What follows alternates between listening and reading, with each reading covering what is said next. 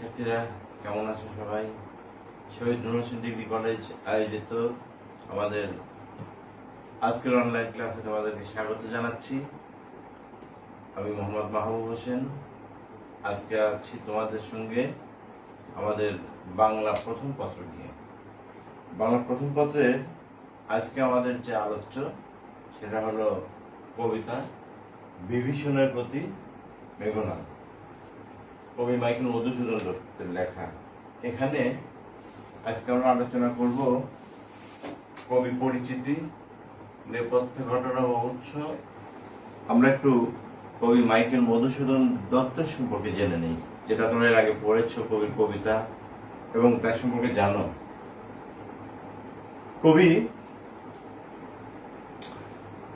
1824 খ্রিস্টাব্দে যশোর জেলার সাগরদাড়ি গ্রামে জন্মগ্রহণ করেন। আমাদের আধুনিক যুগের যে সূত্রপাত, সেই সময়ের যে সফল কবি তিনি মাইকেল মধুসূদন দত্ত। 1833 খ্রিস্টাব্দে তিনি কলকাতায় হিন্দু কলেজে সপ্তম শ্রেণীতে ভর্তি হন। আর তার আগে যে লেখাপড়া সেগুলো তার মায়ের অধীনে। এরপরে তিনি 1843 খ্রিস্টাব্দে গিয়ে খ্রিস্ট ধর্ম গ্রহণ করেন। কিছু ঘটনা হয়তো তোমরা জেনে থাকতে পারো। কবি মাইকেল মধুসূদন দত্ত যেহেতু তিনি জমিদার ঘরের সন্তান ছিলেন, তার পিতার নাম হলো রাজনারায়ণ দত্ত, তার মায়ের নাম ছিল জাহ্নবী দেবী। জমিদারের ঘরের সন্তান হওয়াতে ইংরেজদের সঙ্গে তাদের পরিবারের একটা অবাধ যাতায়াত ছিল এবং তিনি কলকাতাতে গিয়ে ইংরেজদের সঙ্গে উঠা বসার একটা সুযোগ পান। সে কারণে তার মধ্যে একটা ধারণা তৈরি হয় যে তিনি যেহেতু ভালো লিখতে পারেন, অর্থাৎ সেই কলকাতা হিন্দু কলেজে ভর্তি হওয়ার পর থেকে কিন্তু লেখালেখি শুরু করেছেন। তিনি নিজের একটা আত্মবিশ্বাস তৈরি হয়েছিল যে তিনি যা লেখেন সেটাই ভালো হচ্ছে। এক পর্যায়ে তিনি উপলব্ধি করলেন যে আমি যদি নিজেকে বিশ্ব সাহিত্যে প্রতিষ্ঠিত করতে চাই তাহলে বাংলা সাহিত্যে পড়ে থাকা যাবে না, আমাকে ইংরেজি সাহিত্য চর্চা করতে হবে। এবং এই ভাবনা থেকে তিনি কিন্তু ইউরোপে গমন করেন। তারও আগে তিনি খ্রিস্ট ধর্ম গ্রহণ করেন। খ্রিস্ট ধর্ম গ্রহণ করার কারণে তাকে হিন্দু কলেজ থেকে বের হতে হয়। এক পর্যায়ে তিনি দেশান্তরিত হন। ইউরোপে যখন যান ওখানে কিন্তু তিনি সাহিত্য চর্চা শুরু করেন এবং তার একটা ভাবনাই ছিল যে তিনি ওখানে সফল হবেন। তার এরকম একটা আত্মবিশ্বাস ছিল। প্রথম অবস্থায় গিয়ে তিনি তো বেশ কাব্যে হাত দিলেন। একটা দ্য ক্যাপটিভ লেডি তিনি প্রকাশও করলেন। তো প্রকাশ করলেন যখন, ওই কাব্যটা দেখা গেল যে মানুষ তেমন গ্রহণ করছে না, অর্থাৎ তার সাহিত্য সাধনাটা এখানে প্রথমে একটু ধাক্কা খেল। ধাক্কা খাওয়ার পরে কবি একেবারে ভেঙে চুরে বসে পড়লেন না। তার মধ্যে প্রচন্ড আত্মবিশ্বাস আছে এবং এই আত্মবিশ্বাসের দ্বারাই তিনি ভাবলেন যে না, আমি পারবো। এই আত্মবিশ্বাসে তিনি ইতোমধ্যে যেটা হয়েছে, তার আয় ইনকাম বলতে তেমন কিছু নেই, পরিবারের সাপোর্ট পাচ্ছে না, বিলাসী জীবনযাপনে অভ্যস্ত, অথচ পরিবার তার টাকা দিচ্ছে না, তার আয় উপার্জন নেই। প্রথম বইটা প্রকাশ করে তিনি ব্যর্থ হলেন। ইতিমধ্যে তিনি দেনার দায়ে কিছুটা নিয়ে মাথায় ঘুরছেন। আবার তিনি স্বপ্ন দেখছেন যে সামনে যে বইটা আসবে সে বইটা হয়তো সফল হবে।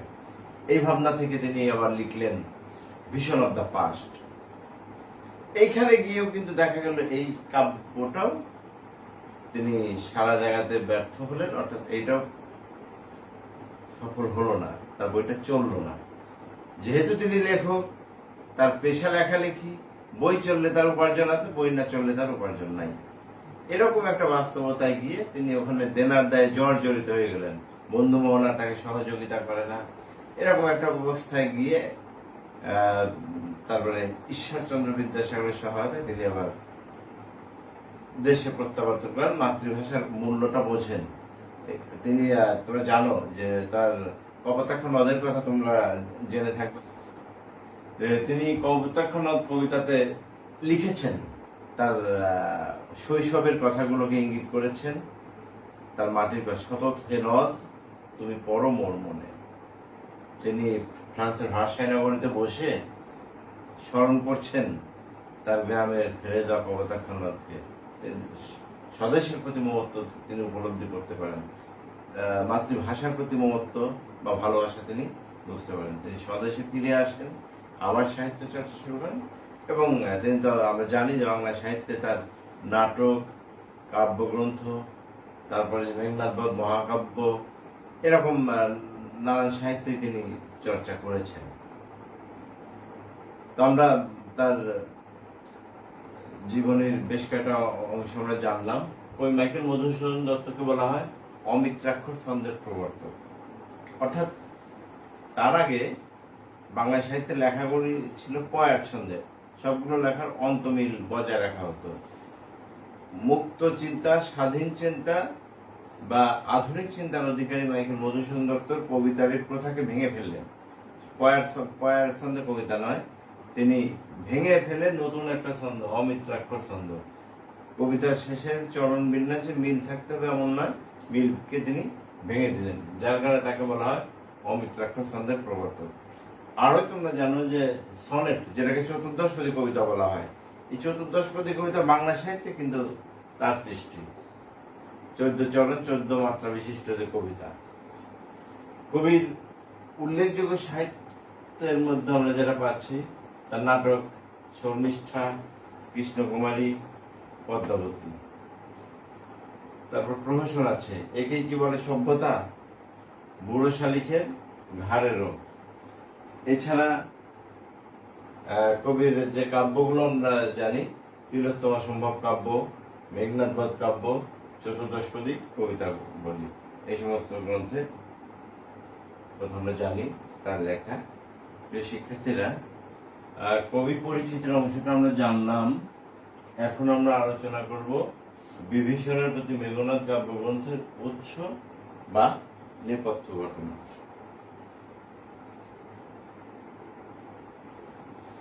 এই যে কবিতাটা, এই বিভীষণের প্রতি মেঘনাদ কবিতাটা মূলত কবি মাইকেল মধুসূদন দত্তের একটা কাব্য আমরা পেয়েছিলাম, মেঘনাদ বধ। এটা নেওয়া হয়েছে মূলত এই মেঘনাদ বধ কাব্য থেকে। এই কাব্যটাকে মহাকাব্য বলা হয়, বাংলা সাহিত্যে মহাকাব্য। এই মহাকাব্যটার মোট 9টা স্বর্গ আছে, 9টি স্বর্গ আছে। এর মধ্যে ষষ্ঠ স্বর্গ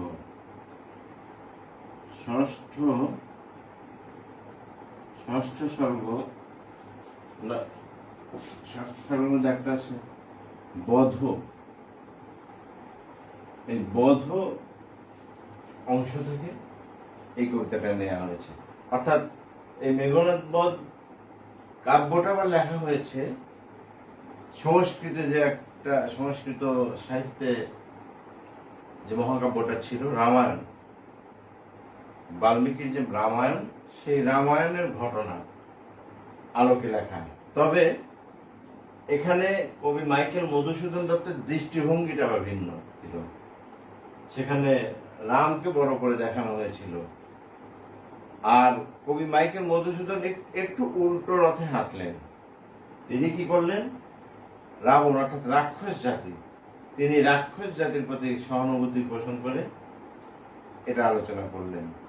বিভীষণের প্রতি মেঘনাদ কবিতাটি মূলত মেঘনাদ বধ কাব্য বা রামায়ণ গ্রন্থের অনেক ঘটনার মধ্যে বিচ্ছিন্ন একটি ঘটনা মাত্র। তাহলে আমরা যদি এর পূর্বাপর ঘটনা না জানি, এই কবিতাটা বুঝতে পারবো না। অর্থাৎ রাস্তাঘাটে চলার পথে আমরা যদি হঠাৎ কোনো বিবাদ দেখি দুইজন মানুষের মধ্যে, সেক্ষেত্রে তাদের মধ্যে কি হচ্ছে আমাদের মধ্যে একটা কৌতূহল জাগে, আসলে এই বিবাদের কারণটা কি। যখন আমরা বিষয়টা নেপথ্য ঘটনা জানবো তখন আমাদের কাছে এটা স্পষ্ট হবে। তেমনি এই কবিতায় যে ঘটনাটি আলোকপাত করা হয়েছে, এখানে তিনটি চরিত্রের কথা আমরা বিশেষ করে পেয়েছি: বিভীষণ, মেঘনাদ এবং লক্ষ্মণ, এই তিনজনের উপস্থিতি, আর নেপথ্যে আরও একাধিক নাম আমরা পেয়েছি। কিন্তু সেই ঘটনাটা কি নিয়ে, এটা আমরা একটু জানার চেষ্টা করব। তোমরা অযোধ্যা শব্দটা নিশ্চয়ই শুনেছ। অযোধ্যা রাজ্য প্রাচীন ভারতের একটি রাজ্য, সেটার নাম অযোধ্যা। এই অযোধ্যা এখন বর্তমান সেটা উত্তরপ্রদেশে অবস্থিত। এই অযোধ্যা রাজ্যের রাজা ছিলেন রাজা দশরথ। দশরথের ছিল 3 স্ত্রী। এটা একটা পৌরাণিক ঘটনা। পৌরাণিক ঘটনা আমরা একটু জানি। এটা হলো কৌশল্য,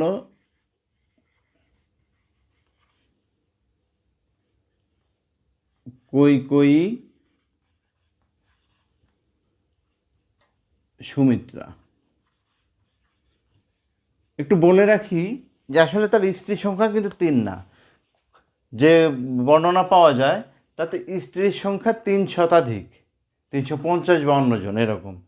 এর মধ্যে 3 জনের নাম বিশেষ করে উল্লেখযোগ্য, কারণ রাজা দশরথের কোনো সন্তানাদি যখন হচ্ছিল না, তখন দৈব শক্তি বলে তিনি তার 3 স্ত্রী সন্তান লাভ করে। সেই সন্তানগুলো কারা? সেই সন্তানগুলোর মধ্যে কৌশলের সন্তান ছিল হলো রাম, কৈকেয়ীর সন্তান ছিল ভরত এবং সুমিত্রার সন্তান ছিল লক্ষ্মণ। তো এরা পরস্পর ভাই, যদিও মা ভিন্ন আমরা দেখতে পেলাম। বিমাতার সন্তান হলেও এদের মধ্যে হৃদ্যতার জায়গাটাতে ছিল খুব ভালো। এরা কখনো সৎ ভাই মনে করতো না। স্ত্রীদের মধ্যেও একটা সদ্ভাব ছিল, কিন্তু তারপরও বিচ্ছিন্ন কিছু ঘটনা কখনো কখনো ঘটেছে, যেটা নিয়ে অনেক কাণ্ডের সৃষ্টি হয়েছে। সেগুলো আমরা যাই হোক আমাদের আলোচনা, আমরা আমাদের প্রয়োজনীয় বিষয়টা একটু জেনে নিই। আর একটা পক্ষের কথা আমরা এখানে পাই, সেটা হলো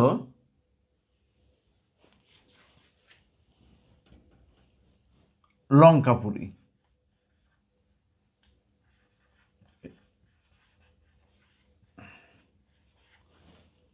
এই লঙ্কাপুরীর রাজার নাম হলো রাবণ। রাবণ আবার 3 ভাই, রাবণ, তারপরে মধ্যম ভ্রাতা হলো কুম্ভকর্ণ। কুম্ভকর্ণ আর এক ভাইয়ের নাম হলো, ছোট ভাইয়ের নাম হলো বিভীষণ। আর আমাদের যে উল্লেখযোগ্য চরিত্র মেঘনাদ চরিত্রটার, এটা রাবণের পুত্র। রাবণের পুত্রের নাম হলো মেঘনাদ। তো যেটা নিয়ে ঘটনা, এই যে আমরা দেখতে পেলাম যে কৌশল্যের পুত্র রাম, অর্থাৎ কৌশল্য বড় স্ত্রীর সন্তান উত্তরাধিকার সূত্রে সিংহাসনের দাবিদার। দশরথ যখন বার্ধক্যে উপনীত হলেন, তখন তিনি সিদ্ধান্ত নিলেন যে তিনি সিংহাসন হস্তান্তর করবেন। স্বভাবতই বড় সন্তান রামের কাছে সিংহাসন যাবে, সে মতোই তিনি প্রক্রিয়া শুরু করলেন। ইতোমধ্যে যেটা হলো সেটা হলো এই কৈকেয়ী তিনি তার যে দাসী ছিল মন্থরার কুপরামর্শে পরিচালিত হলেন। মন্থরা তাকে পরামর্শ দিল, কৈকেয়ী যদি রাজমাতা হতে চায় তাহলে ভরত হতে হবে সিংহাসনের রাজা। রাম যদি সিংহাসনে বসে সেক্ষেত্রে কৌশল্য হবে রাজমাতা যেটা একটি মর্যাদার পদ, ক্ষমতাধর পদ, এই পদটার প্রতি কৈকেয়ীর আগ্রহ তৈরি হলো। তিনি রাজা দশরথের কাছে নিবেদন করলেন রামচন্দ্রকে 14 বছরের জন্য বনবাসে দিতে হবে, তার পুত্র ভরতকে রাজসিংহাসনে বসাতে হবে। এদিকে আবার একটা ঘটনা ঘটে গেছে, রাজা দশরথ কৈকেয়ীর কাছে প্রতিজ্ঞাবদ্ধ আছেন যে কৈকেয়ী যা চাইবে তা তিনি দিবেন। এই প্রতিজ্ঞার কারণ হলো কৈকেয়ী এই বৃদ্ধ রাজা দশরথকে এক পর্যায়ে মরণাপন্ন অবস্থা থেকে শৈবা শুশ্রূষা দিয়ে সুস্থ করেছিলেন। দশরথ তখন প্রতিজ্ঞা করেছিল তুমি কি চাও। তো কৈকেয়ী তখন বিষয়টা না চেয়ে বলে রেখেছিল যে আমি সময় মতো চেয়ে নেব। এই সময় মতো তিনি এখন চাচ্ছেন যে রামচন্দ্রকে সিংহাসনে বসানো যাবে না, তাকে বনবাসে পাঠিয়ে দাও, আমার পুত্র ভরতকে সিংহাসনে বসে। তাহলে তিনি যেহেতু প্রতিজ্ঞাবদ্ধ, প্রতিজ্ঞাভঙ্গ তিনি করতে পারছেন না, আবার এদিকে রামচন্দ্র সিংহাসনের দাবিদার, তাকেও তিনি বঞ্চিত করা সঠিক মনে করছেন না, এরকম একটা অবস্থায় তিনি পড়ে গেলেন। তখন রাম নিজেই পিতার যে প্রতিজ্ঞা সেটা যাতে ভঙ্গ না হয় সেই জন্য তিনি পিতার কাছে বললেন যে তিনি বনবাসে যেতে রাজি, তার ভাই ভরতই সিংহাসনে বসুক, তিনি বনবাসে যাবেন। আর রামের স্ত্রীর নাম হলো সীতা। সীতা হলো রামের স্ত্রী। তো স্ত্রী রামচন্দ্র বনবাসে যাবে। এ সময়ে তাদের সঙ্গে যুক্ত হলো ছোট ভাই লক্ষ্মণ, সুমিত্রার পুত্র। লক্ষ্মণ দেখলো যে ভাই ভাবি যেহেতু বনবাসে যাবে, তাদের একটা নিরাপত্তা দরকার, তারা এভাবে যাওয়াটা সমীচীন হবে না। ভাইয়ের সঙ্গে পিতার কাছে প্রস্তাব দিলে তিনিও বনবাসে যাবেন এবং সিদ্ধান্ত হলো রাম, সীতা এবং লক্ষ্মণ এই তিনজন বনবাসে যাবেন। তো যথারীতি পরিবার থেকে বিদায় নিয়ে তারা বনবাসে চলে গেল। বনবাসে যাওয়ার পরের যে ঘটনা শুরু হলো, এখানে এরা বনবাসে যেখানে আশ্রয় নিল সে জায়গাটার নাম হলো পঞ্চবটী বন। পঞ্চবটী বন, এই পঞ্চবটী বনের পাশেই ছিল আবার হলো সমুদ্র। এই সমুদ্রেরই একটা দ্বীপ হলো লঙ্কাপুরী। সমুদ্র বলতে ভারত মহাসাগর, ভারত মহাসাগরের একটা দ্বীপ হলো লঙ্কাপুরী। এখন লঙ্কাপুরীর বাসিন্দা কারা আমরা আগেই জেনেছি, রাবণ, কুম্ভকর্ণ, বিভীষণ, মেঘনাদ, এরা। অর্থাৎ এরা কিন্তু আবার জাত রাক্ষস। এরা মনুষ্য রূপ ধারণ করে বিভিন্ন জায়গাতে চলাচল করে, কিন্তু মূলত রাক্ষস। আবার অযোধ্যার যে রামচন্দ্র কিন্তু হিন্দু ধর্ম মতে অবতার, কিন্তু এরা আবার মানুষ রূপে পৃথিবীতে আছে। তাহলে এক পক্ষে রাক্ষস আর এক পক্ষে মানুষ, যারা দেবতাদের আশীর্বাদ পুষ্ট। দেবতারা সবসময় এদের পক্ষে, এই রাম বা ভরত লক্ষ্মণ এদের পক্ষে। দেবতাদের সঙ্গে অনেকবার এই রাক্ষসদের যুদ্ধ হয়েছে, সেখানে বিভিন্ন ঘটনা ঘটে গেছে, সেগুলো আমরা না যাই।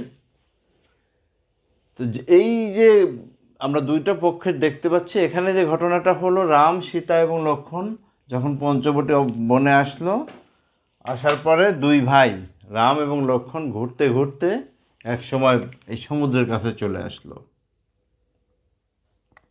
সমুদ্রের কাছে গিয়ে দুই ভাই এখানে যখন আছে, এই সময়ে লঙ্কাপুরী অর্থাৎ রাবণের বোন হলো শূর্পণখা, আর একটা চরিত্র হলো শূর্পণখা। এই শূর্পণখা ঘুরতে ঘুরতে চলে আসলো হলো বনের ধারে, বেড়াতে এসেছিল লঙ্কাপুরী থেকে। তাহলে এই তিনজনের মধ্যে দেখা হয়ে গেল।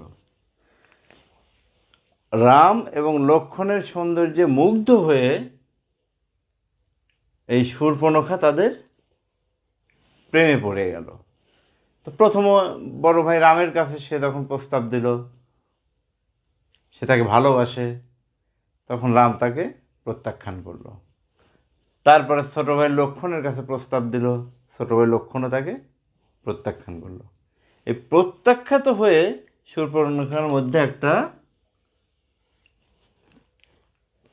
প্রতিশোধ স্পৃহা কাজ করলো, এবং শূর্পণখার ধারণা যেটা হলো এই সীতার কারণে এই দুই ভাই তাকে গ্রহণ করছে না, তাহলে সীতাকে যদি মাছ থেকে সরিয়ে দেওয়া যায়, মাঝখান থেকে, তাহলে দুই ভাই তাকে সঙ্গী হিসেবে গ্রহণ করবে। তো শূর্পণখা দুই ভাইয়ের কাছে যখন প্রেম নিবেদন করলো তখন মানুষ রূপে ছিল। তো সে আবার কি করলো, এই পঞ্চবটী বনে সীতার আবাসে গিয়ে রাক্ষস রূপ ধারণ করে তাকে গ্রাস করতে চাইল, তাকে গিলে খেয়ে ফেলবে।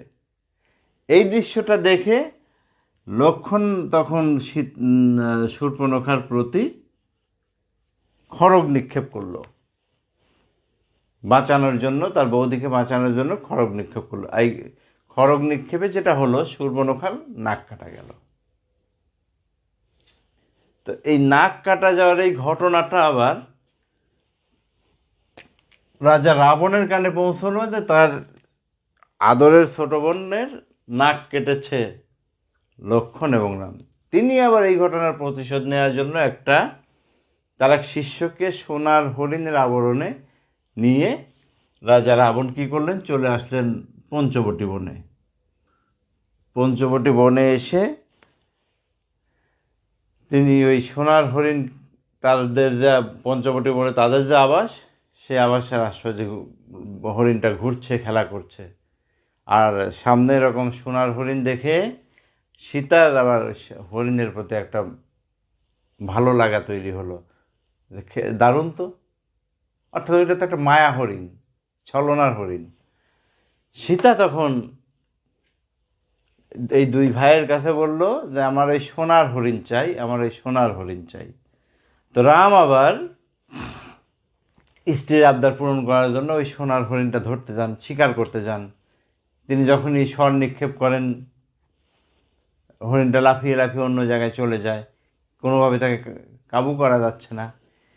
তো তখন এই হরিণ এক পর্যায়ে কী করলো, ছলনার আশ্রয় নিল, রামের কণ্ঠ নকল করে হরিণ বাঁচাও বাঁচাও করে চিৎকার দিয়ে উঠল।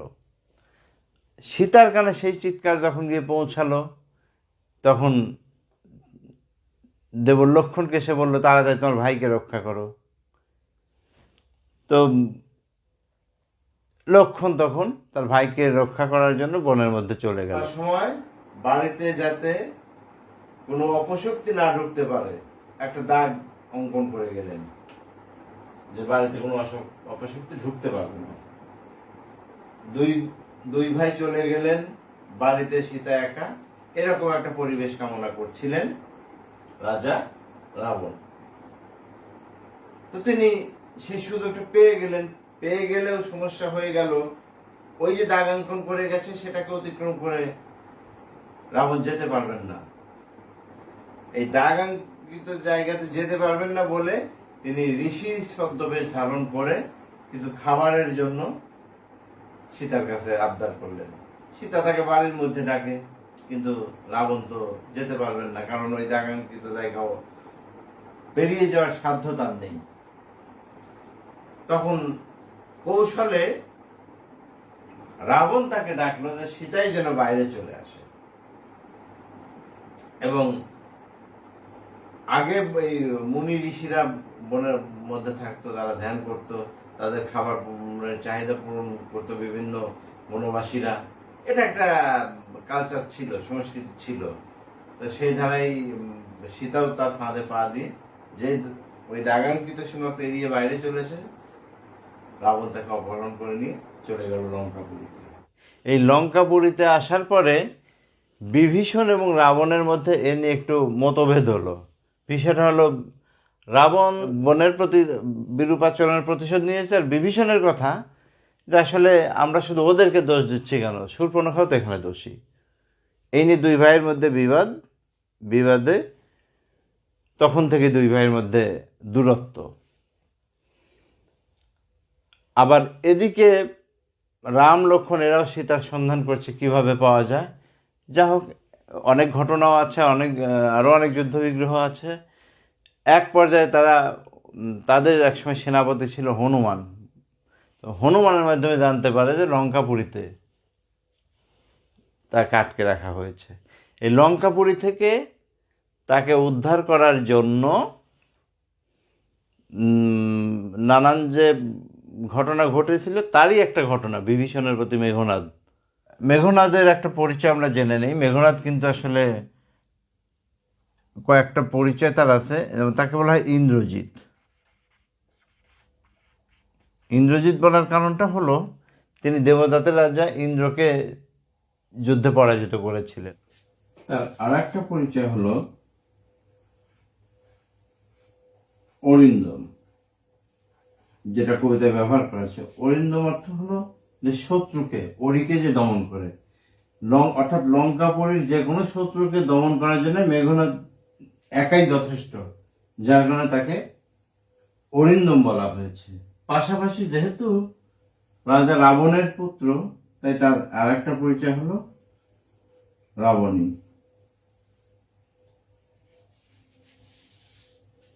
যে ঘটনাটা এখানে শেষে চলে আসলো বর্ণনায়, হঠাৎ মেঘনাদ তাদের সঙ্গে যুদ্ধে যাবে, যুদ্ধের জন্য প্রস্তুতি যখন নিচ্ছে, তখন যাওয়ার জন্য অগ্নিদেবের জন্য সে পূজা অর্চনা করছে মন্দিরে। মন্দিরে বসে মেঘনাদ পূজা অর্চনা করছে। পাশেই যে যজ্ঞাগার আছে, যজ্ঞাগার থেকে সে অস্ত্রাগারে যাবে। এখান থেকে অস্ত্রাগারে গিয়ে অস্ত্রশস্ত্রে সজ্জিত হয়ে সে যুদ্ধের জন্য যাবে। ইতোমধ্যে যেটা হয়েছে, বিভীষণের পরামর্শে রাম তার ছোট ভাই লক্ষ্মণকে পাঠিয়েছে মেঘনাদকে হত্যা করার জন্য। তাহলে বিভীষণ তার আপন ভাতিজাকে হত্যার জন্য সহযোগিতা করছে রামকে। এই সিচুয়েশনে এসেছে। অর্থাৎ আমরা বাংলা একটা প্রবাদ জানি, ঘরের শত্রু বিভীষণ। এই ঘরের শত্রু বিভীষণ প্রবাদটা কিন্তু এখান থেকেই এসেছে। এই যে জ্ঞাতিত্ব, ভ্রাতৃত্ব, অর্থাৎ নিজের আত্মীয় স্বজন, ভাই, বংশ, এগুলোকে সব বিসর্জন দিয়ে সে রামের পক্ষে অবস্থান নিয়েছে, যার কারণে ঘরের শত্রু বিভীষণ। তো দৃশ্যটা হলো এরকম যে এই যে পূজার্চনা করছে, এখানে মেঘনাদ দরজার সামনে, বিভীষণ দাঁড়িয়ে অস্ত্রাগারের দরজার সামনে, আর মেঘনাদের সামনে দাঁড়িয়ে হলো লক্ষ্মণ। তো মেঘনাদ পূজার্চনা শেষে যখন সামনে তাকিয়ে দেখতে পেল লক্ষ্মণকে, সে তো ভাবতেও পারেনি তাদের রাজপুরে লক্ষ্মণের অবস্থান। সে হয়তো ভেবেছে দেবতা অগ্নিদেব লক্ষ্মণের মূর্তি ধারণ করে তার সামনে চলে এসেছে। তখন লক্ষ্মণ আবার একটু হেয়ালি করে বলেছে, দেবতা শেষ পর্যন্ত তুমি আমার শত্রুর রূপ ধারণ করে আমার সামনে আসলে।